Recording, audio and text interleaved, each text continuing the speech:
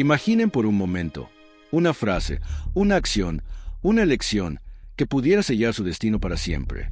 Una decisión que, una vez tomada, le cerrara las puertas a la gracia divina. ¿Existe algo así? ¿Existe un pecado que Dios, en su infinita misericordia, no pueda ni quiera perdonar? Esta pregunta ha atormentado a innumerables almas a lo largo de la historia. Ha sembrado dudas, miedos y una profunda inquietud en el corazón de muchos creyentes. Tal vez tú mismo te la has formulado en tus momentos de introspección. ¿Habré cruzado esa línea invisible? ¿Habré cometido el temido pecado imperdonable? La sola idea de un pecado sin perdón es, para muchos, aterradora. Parece contradecir la esencia misma de un Dios de amor que promete perdonar todos nuestros pecados, que nos invita a venir a él sin importar cuán roja sea nuestra mancha. ¿Es entonces una contradicción bíblica? ¿O acaso hay un matiz, una profundidad en esta advertencia que hemos pasado por alto? Pues bien, hoy vamos a desvelar este misterio. Y les prometo que la respuesta no es lo que la mayoría espera. No se trata de una acción impulsiva, de una palabra dicha en un momento de rabia, o de una debilidad recurrente. La clave para entender el pecado imperdonable, y cómo podemos evitarlo, está oculta en un lugar que quizás nunca habríamos imaginado, en las profundidades de uno de los 10 mandamientos. Sí, has oído bien, en el que muchos consideran simplemente una prohibición de jurar en falso. Pero te aseguro que es mucho, mucho más que eso. Y para desentrañar esta verdad, debemos primero comprender quién es el verdadero autor de esa ley. Porque la Biblia nos revela que hay una mano divina, un dedo de Dios, detrás de cada letra, y ese dedo no es otro que el Espíritu Santo. Así que, ¿están listos para sumergirse en una revelación que podría cambiar para siempre su comprensión de la gracia y la responsabilidad? Permanezcan con nosotros, porque lo que vamos a descubrir hoy tiene implicaciones eternas. Cuando hablamos de la ley, inevitablemente nuestra mente se traslada al monte Sinaí, a Moisés, a las tablas de piedra escritas por la propia mano de Dios. Pero, ¿quién es esa mano de Dios? ¿Quién es ese dedo de Dios del que tanto se habla en las Escrituras? En Lucas capítulo 11, versículo 20, Jesús mismo nos da una pista asombrosa, una clave hermenéutica de inmenso poder. Él dice, «Mas si por el dedo de Dios yo echo fuera los demonios, ciertamente el reino de Dios ha llegado a vosotros». Noten la frase, el dedo de Dios. Pero si leemos el pasaje paralelo en Mateo 12, versículo 28, encontramos una variación fascinante. Pero si yo por el Espíritu de Dios echo fuera los demonios, ciertamente ha llegado a vosotros el reino de Dios. Bingo, las Escrituras mismas equiparan el dedo de Dios con el Espíritu de Dios. Esto es crucial. Significa que cuando la Biblia se refiere al dedo de Dios, en muchos contextos, está señalando directamente al Espíritu Santo. Es Él, el Espíritu Santo, quien opera, quien manifiesta el poder divino. Por cierto, si deseas profundizar no solo en la autoría de la Santa Ley de Dios, sino también en su esencia misma, no te pierdas nuestro video No fue Dios ni eran de piedra bajo el título Ni Dios, ni Moisés, ni en piedra quién escribió los 10 mandamientos y en qué material. Allí exploramos el asombroso material en que se escribieron los 10 mandamientos y no fue en piedra como todos creen. Te dejo acá arriba y en la descripción el enlace para que te sorprendas con las sombras y revelaciones bíblicas contenidas allí. Ahora, volvamos al Sinaí. Éxodo 31, versículo 18, nos dice, «Y dio a Moisés, cuando acabó de hablar con él en el monte Sinaí, 2 tablas de testimonio, tablas de piedra escritas con el dedo de Dios». ¿Lo ven? La ley, esos 10 mandamientos que son la base de la moralidad divina, no fueron meramente dictados. Fueron escritos con el mismísimo dedo de Dios, es decir, por el Espíritu Santo. Él es el autor, el escriba divino. Piensen en esto por un momento. No es solo una lista de reglas, es una revelación del corazón de Dios grabada por su Espíritu. Y como todo buen autor, el Espíritu Santo puso su firma en su obra. ¿Dónde? ¿Cómo un autor divino firmaría una ley eterna? Presta mucha atención, porque aquí es donde la trama se espesa y el misterio comienza a desvelarse. Cada uno de los mandamientos es vital, pero hay uno que lleva una marca distintiva, una advertencia, una especie de sello del autor que nos dice, aquí hay algo más profundo, algo con consecuencias monumentales. Mantente pegado a la pantalla, porque la conexión con el pecado imperdonable está a punto de hacerse escalofriantemente clara. Hemos hablado del Espíritu Santo como el dedo de Dios, el autor de la ley, y mencioné que su firma, su sello, se encuentra en los mandamientos. Ahora, antes de sumergirnos en el tercer mandamiento, hagamos un breve repaso mental del segundo. El segundo mandamiento dice: no te harás imagen, ni ninguna semejanza de lo que esté arriba en el cielo, ni abajo la tierra, ni en las aguas debajo de la tierra. No te inclinarás a ellas, ni las honrarás, porque yo soy Jehová tu Dios, fuerte, celoso, que visito la maldad de los padres sobre los hijos hasta la tercera y cuarta generación de los que me aborrecen, y hago misericordia a millares, a los que me aman y guardan mis mandamientos. Noten la advertencia final: que visito la maldad de los padres sobre los hijos hasta la tercera y cuarta generación de los que me aborrecen. Esta es una advertencia seria sobre las consecuencias generacionales de la idolatría, pero aún no es el epicentro de nuestra revelación. Es el tercer mandamiento el que nos da la clave más directa, la que nos abre la puerta a la comprensión del pecado imperdonable y la firma del Espíritu Santo. El tercer mandamiento, en su forma más conocida, reza así: no tomarás el nombre de Jehová tu Dios en vano. La mayoría de nosotros, al escuchar esto, pensamos inmediatamente en no usar el nombre de Dios para jurar falsamente o para proferir blasfemias casuales. Y sí, eso es parte de su significado. Es un llamado a la reverencia, a no profanar lo sagrado, a no usar el nombre de Dios de manera frívola o irreverente. Pero, como les prometí, hay una profundidad oculta, una advertencia que va mucho más allá de las palabras superficiales. Y es en la segunda parte de este mandamiento donde el Espíritu Santo, como autor, coloca su inconfundible sello, una advertencia que resuena con una gravedad estremecedora. La frase completa es: no tomarás el nombre de Jehová tu Dios en vano, porque no dará Jehová por inocente a que tomares su nombre en vano. Porque no dará Jehová por inocente a que tomares su nombre en vano. ¿Lo escuchan? Es una frase única dentro de todos los mandamientos, una advertencia de que habrá consecuencias, y que en este caso no habrá absolución, no habrá exención de culpa. ¿Por qué es tan severa esta cláusula? ¿Qué tiene de particular tomar el nombre de Dios en vano que lo equipara, en su consecuencia final, a la advertencia de pecado imperdonable? Para entenderlo, debemos ir más allá de la simple dicción y comprender lo que significa el nombre de Dios en la Biblia.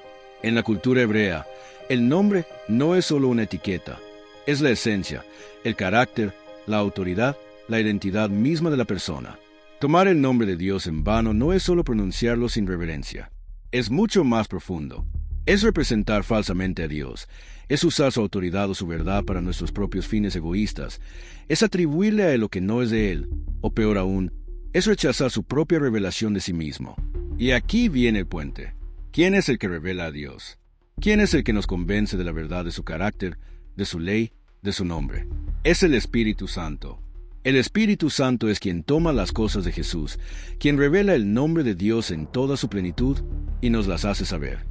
Él es el que nos trae convicción de pecado, de justicia y de juicio. Él es el que nos guía a toda verdad. Por lo tanto, tomar el nombre de Dios en vano en su sentido más profundo y en relación con la advertencia de no ser dado por inocente, implica una acción deliberada y persistente de rechazo al Espíritu Santo, quien es el que testifica de ese nombre o carácter de Dios. Es la negación consciente y voluntaria de la luz y la verdad que el Espíritu nos trae. Cuando el Espíritu de Dios nos revela su carácter, su nombre, y lo rechazamos persistentemente, estamos profanando su esencia, tomándola en vano. Estamos negando al autor de esa revelación, al Espíritu mismo. ¿Comienzan a ver la conexión? La cláusula no dará a Jehová por inocente es un eco, una sombra de la imperdonabilidad. Es la advertencia de que hay un punto de no retorno en la resistencia a la verdad divina. Un punto donde la gracia, al ser persistentemente rechazada a través de su agente, el Espíritu Santo, ya no puede operar. Permanezcan atentos, porque ahora vamos a definir con claridad qué es este pecado, y luego veremos ejemplos estremecedores en la Biblia.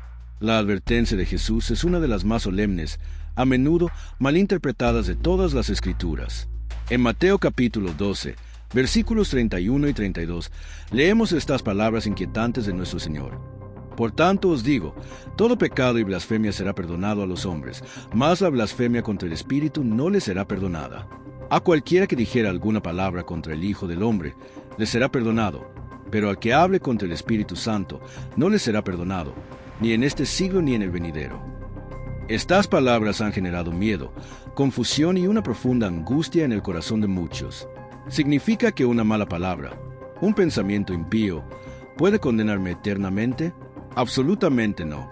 Si fuera así, ¿quién podría salvarse? Jesús mismo nos dice que todo pecado y blasfemia serán perdonados. El problema no es la blasfemia contra el Hijo del Hombre, es decir, no es el rechazo inicial a Jesús por ignorancia o malentendido, como ocurrió con muchos en su época que luego se arrepintieron. La clave está en la blasfemia contra el Espíritu Santo. Para entenderlo, debemos comprender el papel fundamental del Espíritu Santo en nuestra salvación. El Espíritu Santo es el agente divino de la convicción. Es el quien nos trae al arrepentimiento, quien nos revela la pecaminosidad de nuestro corazón, la justicia de Cristo y el juicio venidero. Es el quien nos abre los ojos a la verdad, quien nos atrae a Jesús. Sin la obra del Espíritu Santo, nadie puede llegar al arrepentimiento genuino y a la fe salvadora. Juan 16:8 nos lo dice claramente. Y cuando Él venga, convencerá al mundo de pecado, de justicia y de juicio. Entonces, ¿qué es la blasfemia contra el Espíritu Santo? No es una simple palabra o un pecado aislado. Es un estado del corazón. Es el rechazo deliberado, consciente persistente de la verdad que el Espíritu Santo nos presenta. Es la negación de la luz divina, a pesar de haberla recibido, a pesar de haber sido expuesto a ella de manera clara e innegable. Es llamar mal al bien y bien al mal, cuando la voz del Espíritu nos ha revelado la verdad. Imagina que estás en una habitación completamente oscura y alguien enciende una potente luz. El Espíritu Santo es esa luz. Si tú, en ese momento, decides voluntariamente cerrar los ojos, tapártelos y además afirmar que no hay luz, que todo sigue oscuro, a pesar de que la evidencia te inunda, y te mantienes en esa negación con una obstinación férrea, eso es una analogía de lo que podría ser este pecado. Es un endurecimiento tal del corazón que ya no hay capacidad para el arrepentimiento, porque la misma fuente que produce el arrepentimiento, el Espíritu Santo, ha sido persistentemente y finalmente rechazada. Aquí radica la razón por la que es imperdonable. No es que Dios no quiera perdonar, sino que el individuo ha alcanzado un punto en el que ya no puede recibir el perdón. El arrepentimiento es la llave del perdón, y es el Espíritu Santo quien produce el arrepentimiento. Si uno rechaza al Espíritu Santo, uno rechaza la única vía para el arrepentimiento, y por ende, para el perdón. Es un autocondenarse, un autoexcluirse de la gracia. Es la culminación de tomar el nombre de Dios en vano en su sentido más profundo, profanar la verdad de Dios que el Espíritu nos revela, y al hacerlo, negar al mismo Espíritu. La mayoría de las personas que temen haber cometido este pecado, casi con certeza, no lo han hecho. ¿Por qué? Porque el hecho mismo de sentir remordimiento, de tener miedo de haberlo cometido, es una señal de que el Espíritu Santo todavía está obrando en tu corazón, trayéndote convicción. Aquellos que realmente han cometido este pecado han endurecido su corazón de tal manera que ya no sienten remordimiento alguno, han extinguido la voz del Espíritu en su interior y ya no tienen deseo de arrepentirse. Pero para comprender mejor esta alarmante realidad, vamos a explorar las vidas de 3 personajes bíblicos cuyas historias, aunque no siempre se etiquetan explícitamente como blasfemia contra el Espíritu Santo, son ejemplos escalofriantes de lo que significa rechazar persistentemente la luz y la convicción divina, hasta un punto de no retorno. Sus vidas nos ilustran la progresión de este trágico camino. Las Escrituras, en su sabia providencia, nos ofrecen ejemplos contundentes de vidas que, al ignorar y resistir la voz de Dios, llegaron a un punto donde la esperanza de arrepentimiento pareció desvanecerse.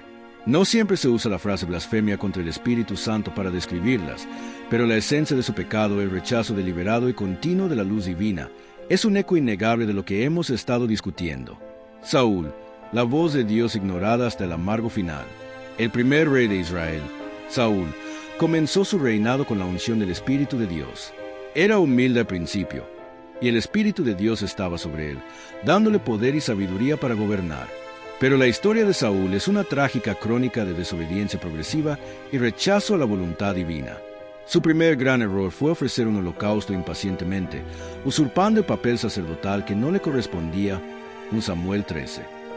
Allí, Samuel le dijo, «Ahora tu reino no será duradero». ¿Por qué? Porque había desobedecido la voz de Dios.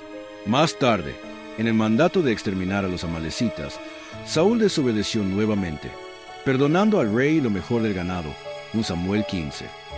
Samuel, lleno de dolor, le confrontó con la famosa frase, «Ciertamente el obedecer es mejor que los sacrificios, y el prestar atención que la grosura de los carneros». Primer libro de Samuel 15. Samuel, lleno de dolor, le confrontó con la famosa frase: ciertamente el obedecer es mejor que los sacrificios, y el prestar atención que la grosura de los carneros. Porque como pecado de adivinación es la rebelión, y como ídolos e idolatría la obstinación. Por cuanto tú desechaste la palabra de Jehová, él también te ha desechado para que no seas rey. Aquí está el punto crucial. La Biblia nos dice que el espíritu de Jehová se apartó de Saúl y le atormentaba un espíritu malo de parte de Jehová. 1 Samuel 16:14. Este es un momento escalofriante. Saúl no perdió solo un cargo, perdió la presencia vivificante y guiadora del Espíritu Santo. ¿Por qué? Porque consistentemente y deliberadamente desechó la palabra de Jehová, la convicción que el Espíritu le traía. Su rebelión y obstinación se convirtieron en idolatría, porque puso su propia voluntad por encima de la de Dios. Es el equivalente de tomar el nombre de Dios en vano, usar el manto de la autoridad divina para sus propias prerrogativas, y al mismo tiempo rechazar la guía del autor de esa autoridad. El final de Saúl es aún más patético. Desesperado por la guía divina, y viendo que Dios no le respondía ni por sueños, ni por Urim, ni por profetas, recurrió a una medium, una hechicera en Ende, 1 Samuel 28. El mismo rey que había expulsado a los hechiceros del país, ahora buscaba la guía de uno de ellos. Su corazón estaba tan endurecido, tan lejos de la verdad del Espíritu, que estaba dispuesto a buscar la oscuridad en lugar de arrepentirse y volver a la luz. Su muerte en la batalla, sumido en la desesperación, es el trágico epitafio de un hombre que, habiendo sido iluminado por el Espíritu, eligió persistentemente ignorar y rechazar esa luz hasta que ésta se apagó por completo para él. Saúl representa el peligro de la resistencia continua a la voz de Dios, hasta que esa voz deja de ser audible. Acab, la idolatría y la resistencia a la convicción profética. Nuestro segundo ejemplo es Acab, rey de Israel, un hombre cuya maldad fue legendaria. La Biblia nos dice en 1 Reyes 16:30 que Acab, hijo de Omri, hizo lo malo ante los ojos de Jehová más que todos los que reinaron antes de él.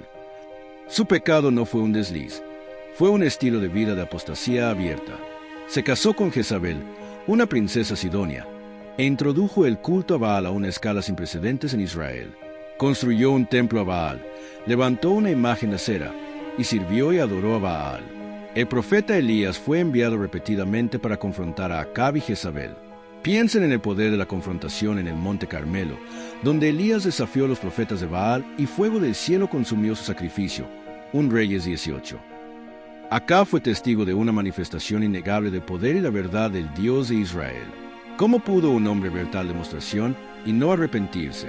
Aquí vemos la obra del Espíritu Santo trayendo convicción a través del profeta, revelando la verdad del nombre de Dios contra los falsos dioses. Sin embargo, a pesar de este milagro, Acab y Jezabel persistieron en su idolatría. Más tarde, la codicia de Acab lo llevó a desear la viña de Nabot.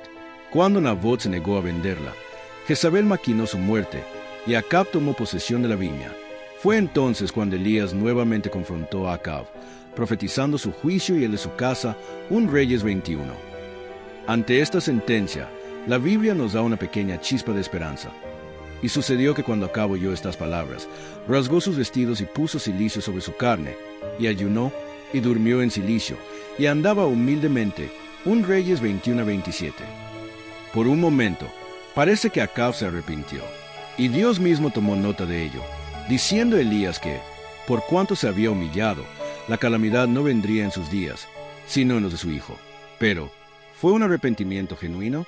La subsecuente historia de Acab nos muestra que no. Su humildad fue superficial, motivada quizás por el miedo a la consecuencia, pero no por una transformación del corazón. Continuó en sus caminos, y finalmente murió en batalla, tal como lo había profetizado Micaías, a quien Acab había despreciado por decir la verdad. 1 Reyes 22. El pecado de Acab fue una resistencia persistente a la luz y a la verdad. El Espíritu Santo le habló a través de Elías, de los milagros, de las advertencias. Le fue revelado el nombre del Dios verdadero en contraste con la vanidad de Baal, y aún así, su corazón se mantuvo endurecido. No solo tomó el nombre de Dios en vano al adorar a otros dioses, sino que profanó la verdad de ese nombre al rechazar la convicción que el Espíritu le traía. Su historia es un testimonio sombrío de la elección consciente de la oscuridad, a pesar de la abundante luz. Herodes Antipas, la fascinación y el rechazo de la verdad encarnada. Nuestro tercer ejemplo es Herodes Antipas, el tetrarca que mandó ejecutar a Juan el Bautista y que luego se encontró con Jesús. La historia de Herodes es un reflejo de alguien que fue expuesto a una verdad poderosa, se sintió intrigado por ella, pero finalmente eligió el camino de la conveniencia y el rechazo. Herodes había encarcelado a Juan el Bautista por reprenderlo por su matrimonio con Herodías, la esposa de su hermano. Sin embargo, Marcos 6:20 nos da un detalle fascinante. Porque Herodes temía a Juan, sabiendo que era varón justo y santo, y le guardaba a salvo, y le oía de buena gana, y hacía muchas cosas, y le oía de buena gana. ¡Qué declaración! Herodes se sentía atraído por la verdad de Juan, reconocía su santidad, y le gustaba oírlo. Incluso hacía muchas cosas influenciado por Juan. Aquí vemos el Espíritu Santo obrando a través de Juan, trayendo convicción y luz al corazón de Herodes. Herodes estaba recibiendo el nombre de Dios a través del profeta, pero la presión de su entorno y su propia debilidad moral fueron más fuertes que la convicción. Para complacer a Herodías y a sus invitados en su cumpleaños, Herodes, con pesar, mandó decapitar a Juan. Un acto terrible, a pesar de que sabía que Juan era un hombre justo. Años después, cuando Jesús comenzó su ministerio, Herodes escuchó de sus milagros y se preguntó si sería Juan el Bautista resucitado. Mateo 14:1-2. Más tarde, cuando Jesús fue arrestado y Pilato lo envió a Herodes, Lucas 23, Herodes se alegró mucho, porque hacía tiempo que deseaba verle, porque había oído de él muchas cosas, y esperaba verle hacer alguna señal. Aquí nuevamente vemos esa fascinación, esa curiosidad, pero su intención no era arrepentirse, era simplemente ver un espectáculo. Jesús, sin embargo, no le respondió ni una palabra. ¿Por qué? Porque Herodes ya había tenido su oportunidad. Ya había recibido la luz a través de Juan, la había reconocido, y luego la había rechazado deliberadamente por conveniencia. Ahora, ante la encarnación de la verdad, su corazón estaba demasiado endurecido. Herodes y sus soldados despreciaron a Jesús, se burlaron de él vistiéndole con una ropa espléndida y lo devolvieron a Pilato. El pecado de Herodes no fue una blasfemia verbal directa, sino una resistencia persistente a la convicción de la verdad. El Espíritu Santo le habló a través de Juan, e incluso a través de su conciencia al ver a Jesús, pero él eligió la aprobación humana y la comodidad por encima de la obediencia a la verdad. Él tomó el nombre de Dios en vano al jugar con la verdad, al no tomarla en serio, a no permitir que transformara su vida a pesar de haberla reconocido. Su historia es una advertencia sombría sobre el peligro de la fascinación superficial con lo espiritual sin un verdadero arrepentimiento y entrega. Estos tres ejemplos, Saúl, Acab y Herodes, ilustran de manera vívida la progresión de la resistencia al Espíritu Santo. No se trata de un pecado accidental, sino de un patrón de rechazo deliberado a la luz, a la convicción, a la verdad divina que el Espíritu incesantemente nos presenta. Es la culminación de tomar el nombre de Dios en vano en su sentido más profundo, hasta el punto de que la misma fuente de arrepentimiento, el Espíritu, es silenciada por la dureza del corazón. Pero, ¿hay esperanza? ¿Cómo podemos estar seguros de que no estamos en ese camino? La buena noticia es que, si te preocupa haber cometido este pecado, es muy probable que no lo hayas hecho. La preocupación misma es una señal de la obra del Espíritu en tu vida. Sin embargo, hay un camino que conduce a ese lugar oscuro, y es vital que lo evitemos. La discusión sobre el pecado imperdonable puede ser perturbadora, pero es crucial entender que su propósito no es infundir miedo paralizante, sino advertirnos y guiarnos hacia una relación más profunda y sensible con el Espíritu Santo. Si alguna vez te has preocupado, incluso por un instante, de haber cometido este pecado, déjame asegurarte, es una clara señal de que el Espíritu Santo sigue obrando en tu vida. Aquellos que realmente han cruzado esa línea ya no sienten remordimiento ni deseo de arrepentirse. Han silenciado esa voz divina en su interior. Entonces, ¿cómo podemos evitar este trágico camino hoy? La clave está en cultivar una profunda sensibilidad al Espíritu Santo y en entender la verdadera esencia del tercer mandamiento en su plenitud. El Espíritu Santo es nuestra guía, nuestro consolador, el que nos revela a Jesús y nos convence de la verdad. Él es quien toma el nombre de Dios, su carácter, su voluntad, su esencia y lo hace real para nosotros.